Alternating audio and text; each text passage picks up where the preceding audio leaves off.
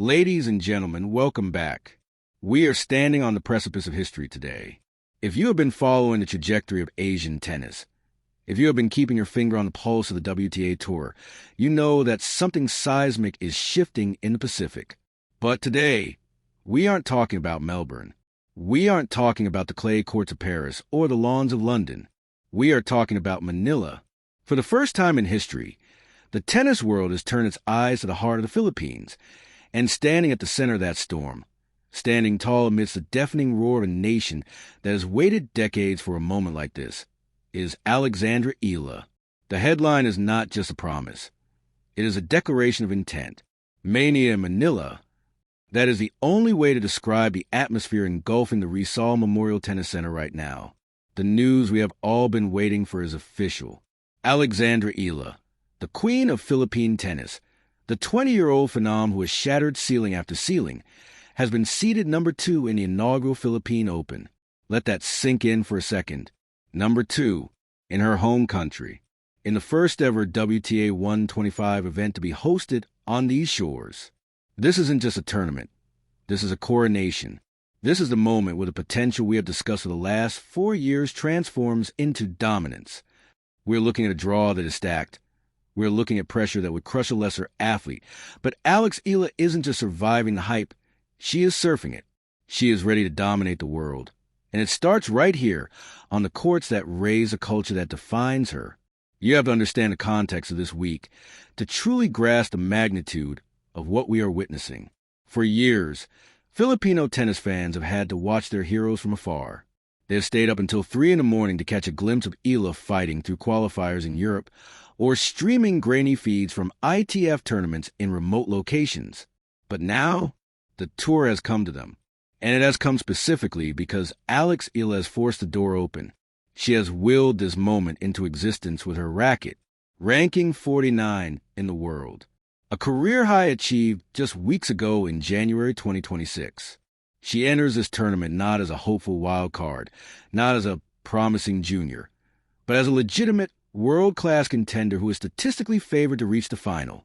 The energy on the ground is unlike anything we have seen since the prime days of Manny Pacquiao. I don't use that comparison lightly. You walk around the complex and you feel it, that electric hum of expectation. It is the sound of a nation rallying behind a single athlete who represents their collective ambition. Eala is seated second, yes, but let's be real. She is the people's number 1. Every forehand she hits this week will be punctuated by the gasps and cheers of thousands. Every break point she faces will be defended by the collective will of the crowd. This is home court advantage on steroids. But with that advantage comes a weight that is almost impossible to quantify. Being seeded number 2 means you are the target. It means that every player in the draw, from the qualifiers to the seasoned veterans, is looking at Eala as the prize scalp. They know that beating Alex Eala in Manila is the story of the tournament. They know that silencing this crowd is the ultimate badge of honor. And Alex knows it too. She walked into press conference yesterday, not with the jittery nerves of a teenager, but with the steel gaze of a veteran. She said, "I take it match by match." It's a cliche, sure, but when you say it while carrying the hopes of 115 million people, it's not a cliche. It's a survival strategy. We are going to break this down from every conceivable angle today. This isn't just a news update. This is a deep dive investigation into the most important week in the history of Philippine tennis. We're going to look at the draw, who stands in her way, who is the number 1 seed that dares to challenge the hometown hero. We are going to analyze Eala's form coming off the Australian Open. What did we learn from her performance in Melbourne, and how does that translate to the hard courts of Manila? We are going to discuss the technical improvements in her serve and her forehand that have propelled her into the top 50. And we are going to talk about the Mania itself, what this tournament means for the economy, for the culture, and for the next generation of athletes picking up a racket for the first time because they saw Alex Eala on a billboard. This is the Philippine Open. This is the stage where legends are cemented. Alexandra Eala is seeded number 2, but in her mind and in the hearts of everyone watching, there is only one acceptable outcome. She is ready. The crowd is ready. The world is watching. So buckle up, because we are about to dissect a head Mania in Manila piece by piece. This is the analysis you need to understand why this week changes everything. To understand the pressure cooker that is the Philippine Open this week, we have to rewind the tape. We have to look at the journey that brought Alexandra Eala to this precise coordinate in time and space. You cannot appreciate the number 2 seed distinction without appreciating the grind of the last 12 months. 2025 was a year the training wheels came off. It was a year Alex transitioned from a top junior to a dangerous pro. Remember where we were a year ago? She was hovering outside the top 150. She was fighting through the ITF circuit, grinding out wins in places like Victoria Gastias and Roehampton. Those were the lonely victories, the untelevised revolutions. But then came the breakthrough. The Guadalajara 125 title. That was the signal flare. Winning a WTA 125 event is the bridge between the minor leagues and the big show. It proved she could sustain a high level over a week against top 100 opposition. And then the Miami Open. I still get goosebumps talking about it. A semi-final run at a WTA 1000 event, beating Grand Slam champions. That was the moment the locker room sat up and took notice. That was when the narrative shifted from she's good for her age to she is a problem for anyone in the draw. That run vaulted her into the top 100, and she hasn't looked back. Now, fast forward to January 2026. She hits a career-high ranking of world number 49, top 50.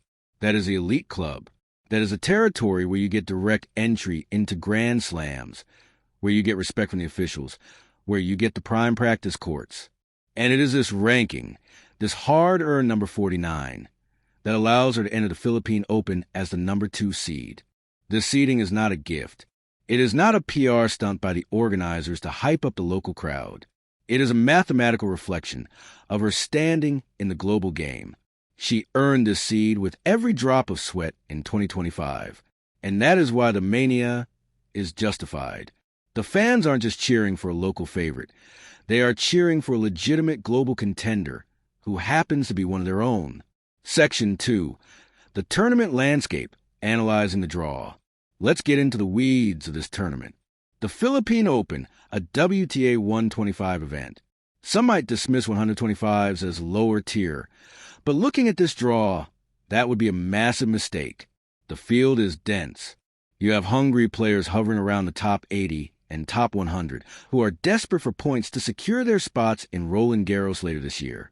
Alex is seeded number 2. That puts a target on her back, but also gives her a favorable path. On paper, being the 2nd seed means she is placed at the bottom of the draw. She avoids the number 1 seed until the final. Theoretically, this is crucial. It allows her to build momentum, to get used to the surface, to let the crowd carry her through the early rounds without facing the absolute highest-ranked opposition immediately. Her first-round opponent is Elena Kariva. Now, if you are a casual fan, you might not know that name, but Kariva is dangerous. She is a grinder.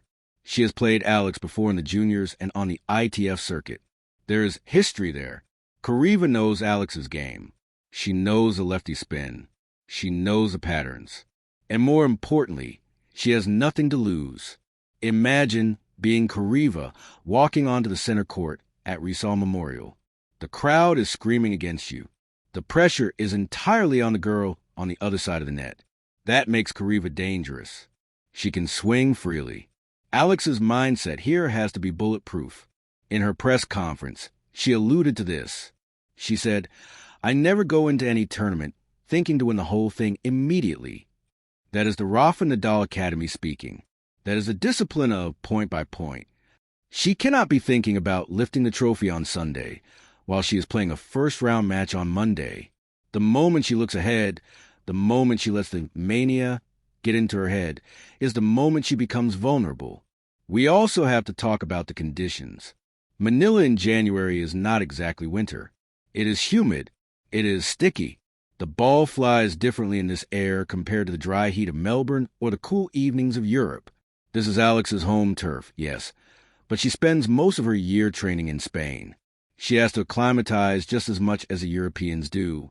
The physical toll of playing long, grinding rallies in this humidity cannot be overstated.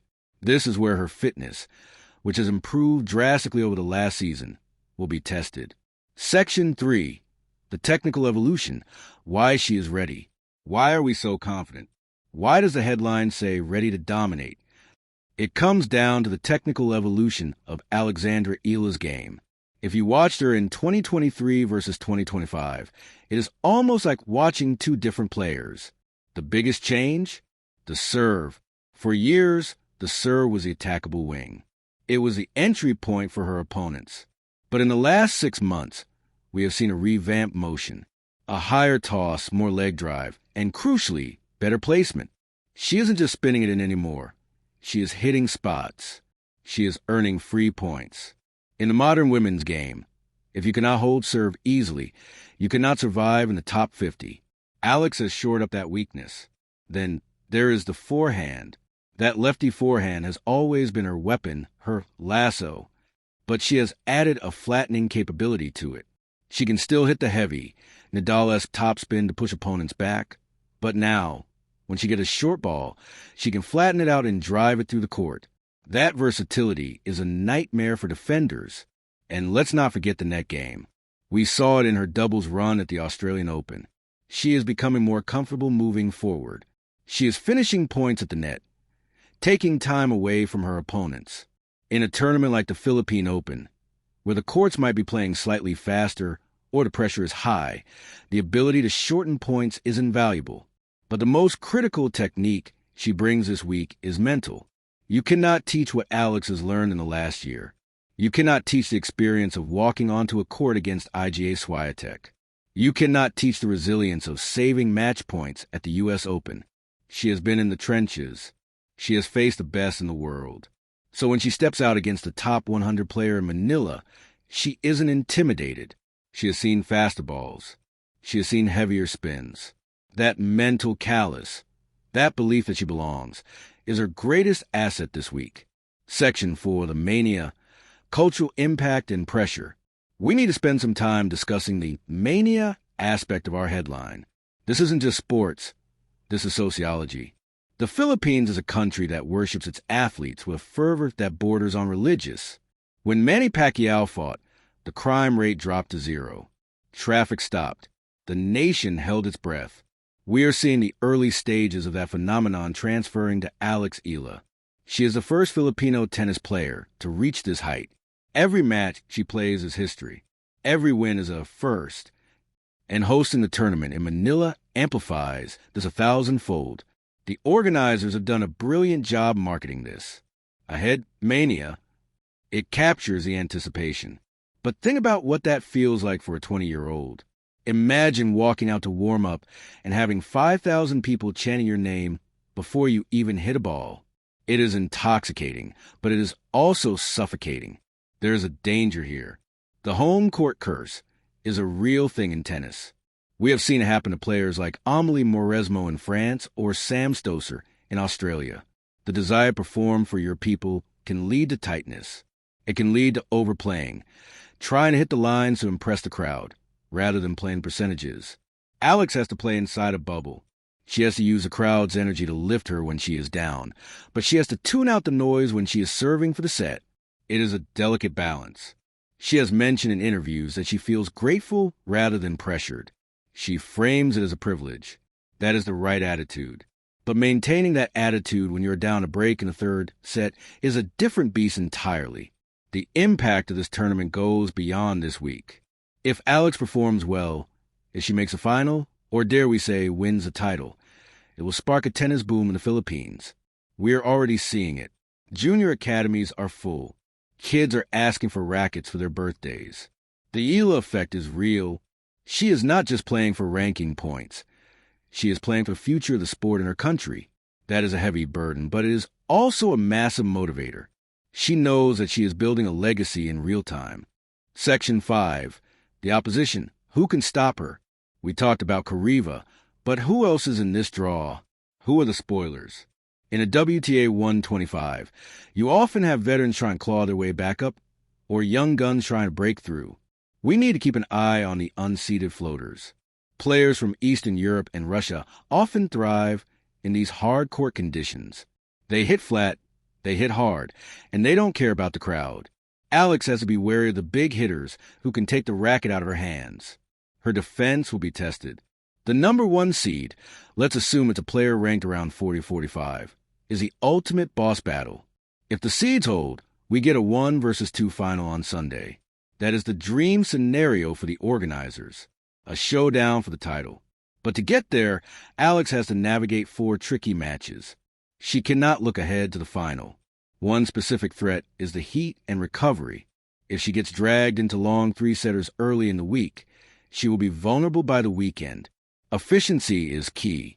She needs those routine 6-3 wins. She needs to conserve energy. The Mania will want drama. They will want comebacks, but for her team, they want boring clinical efficiency. They want her off the court in 90 minutes, icing her shoulder and preparing for the next day. Section 6, Strategy for the Week. So, what is the game plan for Alexandra Eala to dominate the Philippine Open? First, aggressive starting. She cannot afford slow starts here. If she goes down early, the crowd might get anxious, and that anxiety transfers to the player. She needs to come out of the blocks firing. Secure the early break. Let the crowd relax and celebrate. Second, use the lefty advantage. On the ad court, that wide slice serve is going to be her best friend against right-handed opponents. Sliding the ball away from their backhand and opening up the court for a forehand winner is the bread and butter play. She needs to abuse that pattern until they stop it. Third, emotional management. We talked about the crowd. She needs to harness it, not let it ride her. If she hits a bad shot, she can't look frustrated. She has to stay positive. The crowd will feed off her body language. If she looks confident, they will get louder. If she looks defeated, they will go quiet. She is a conductor of this orchestra. Fourth, the return of serve. The courts at Rise Memorial are reported to be medium-pace hard courts. That means the ball will sit up nicely. Alex needs to step in on second serves. She has been working on taking the return early, cutting off the angle. This is the week to unleash that. Put pressure on her opponents immediately. Make them feel like they have to hit perfect serves just to survive. Section 7, the global implications. Zooming out, why does this matter to the world? Why should a tennis fan in London or New York care about the Philippine Open? Because Alexandra Eala is one of the faces of the WTA's future. The tour is desperate for stars from new regions. A superstar from Southeast Asia opens up a massive market. If Eala solidifies herself as a top 50 mainstay and starts winning titles, she brings millions of new eyeballs to the sport. The WTA knows this. That is why they are sanctioned this tournament. That is why they are pushing her content. A win here validates her ranking. It proves that the top 50 wasn't a fluke. It sets her up for the rest of the season. Think about the calendar. After this, we head into the Middle East swing, then Indian Wells and Miami. If she leaves Manila with a trophy and 160 ranking points, she pushes towards the top 40. That guarantees her entry into the biggest events. It changes her entire 2026 scheduling. She is ready to dominate the world, but world domination is built on local victories. You conquer your home first. You secure your base. Then you march on the capital. This week is about securing the base. It is about proving that she is indeed the queen of the court in her own land. So here we stand. The draw is out. The seeds are set. The crowd is gathering at the gates of Rise Memorial. Mania in Manila is not just a catchy slogan. It is the reality on the ground. We have analyzed the stats. We have looked at the draw. And we have dissected the technique. But ultimately, sports aren't played on spreadsheets. They are played in moments. And this entire week is one giant, extended moment for Alexandra Eala. The script is written for a triumph, but tennis is a cruel editor. It doesn't care about narratives. It cares about ball in, ball out. Alex Eala knows this better than anyone. She knows that being seeded number 2 guarantees her nothing but a harder fight from every opponent she faces. But she also knows that she has something no one else in that draw has. She has the heart of a nation beating in sync with her own. When she steps onto that court, she isn't just playing for herself. She is playing for every kid who was told they were too small. She is playing for every Filipino who had to leave home to chase a dream. She is the embodiment of the fighting spirit that our culture prides itself on. This is going to be a week of high drama, high stakes, and hopefully high-quality tennis. We are witnessing the maturation of a superstar in real time. Whether she lifts the trophy on Sunday or not, one thing is undeniable. Alexandra Eala has arrived. The world is watching, Manila is roaring, and the Philippine Open is officially the center of the tennis universe. Don't blink. Don't look away. Because history is being written one forehand at a time. The Mania is here, and Alex Eala is ready. Thank you for tuning in to this deep dive. If you enjoyed this extensive breakdown, make sure you are subscribed because we will be covering every angle of this tournament as it unfolds. We will be back with post-match analysis, tactical breakdowns, and hopefully a celebration of historic victory. Until then, keep your eyes on the ball and keep your passion for the game alive. This is the golden era of Philippine tennis. Enjoy the ride. Good night, and let the games begin.